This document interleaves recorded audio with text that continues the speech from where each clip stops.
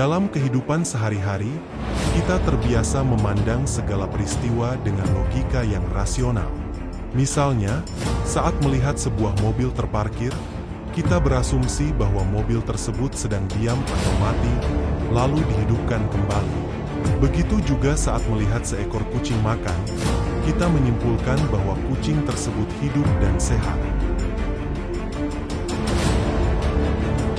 Namun, ketika kita membahas dunia pada tingkat paling mendasar, yaitu skala partikel yang menyusun alam semesta, konsep-konsep tersebut tidak lagi berlaku.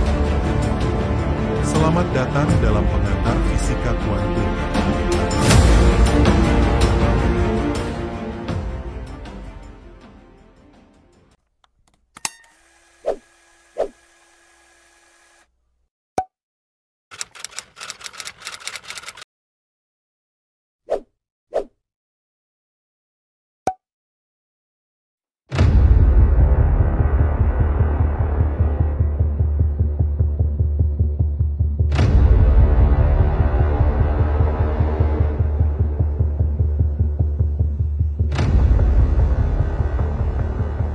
Fisika kuantum mempelajari perilaku dan interaksi sistem-sistem pada skala subatomik, di mana kita berurusan dengan partikel-partikel seperti elektron, proton, dan neutron.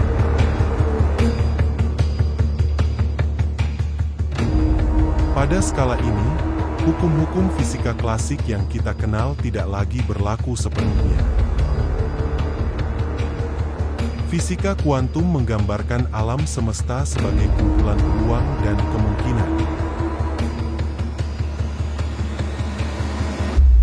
Sebagai contoh, bayangkan seekor kucing dapat hidup dan mati secara bersamaan.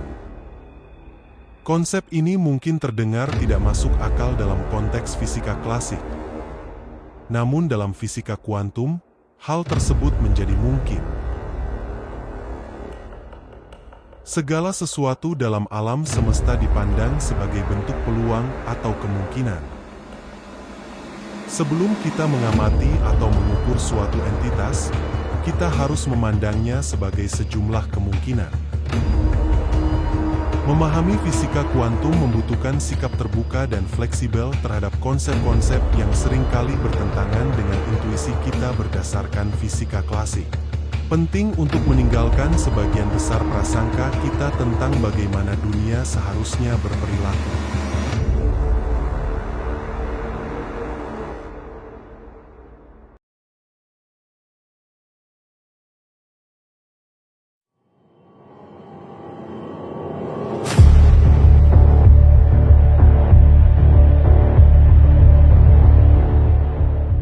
Salah satu konsep menarik dalam fisika kuantum adalah superposisi.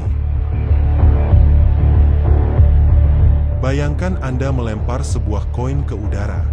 Dalam fisika klasik, koin akan jatuh dengan salah satu sisi tertentu, misalnya kepala atau ekor.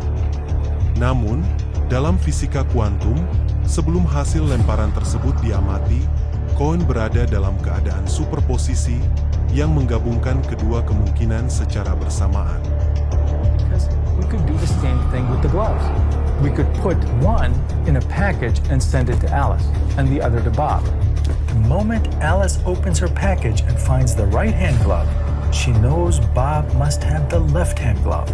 The handedness of the gloves, like the spins of the electrons, is correlated.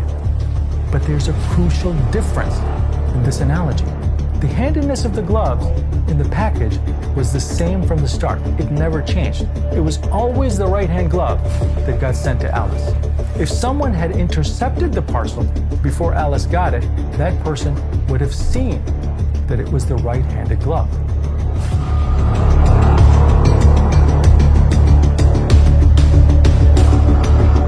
Superposisi muncul karena entitas kuantum direpresentasikan dengan persamaan gelombang. Dualitas partikel menyatakan bahwa materi seperti elektron dapat menunjukkan sifat gelombang dan partikel secara bersamaan. If you have a powerful electron beam, you can see that instead of two spots directly behind the slits, or randomly distributed spots, an interference pattern will appear, just like with the light. The electrons are behaving like waves and interfering with each other. Even weirder, you can slow the experiment down and send one electron at a time. Each electron will pass through and hit the wall at a single point. But over time, you'll see that the same interference pattern appears, even though no other electrons were passing through at the time to create interference. Prinsip ketidakpastian Heisenberg menyatakan bahwa ada batasan intrinsik pada keakuratan pengukuran dua sifat komplementer. There's the uncertainty principle, which says that the universe seems to conspire to stop us from knowing every detail of a quantum object. And then there's entanglement. Misalnya, kita tidak dapat menentukan dengan pasti posisi dan momentum suatu partikel secara bersamaan. Fisika kuantum juga melibatkan konsep momentum potensial yang terkait dengan sifat gelombang partikel. Dalam fisika kuantum, kita harus menggunakan pendekatan statistik dan mempertimbangkan variasi kemungkinan dalam hasil pengukuran kita. Fisika kuantum memang penuh dengan konsep-konsep yang mungkin terdengar aneh, seperti superposisi dan entanglement. Namun, ini adalah dasar dari pemahaman kita tentang alam semesta pada tingkat yang paling mendasar. Dalam video-video berikutnya, kita akan menjelajahi lebih dalam tentang eksperimen fisika kuantum dan hubungannya dengan teori-teori yang lebih luas tentang alam semesta.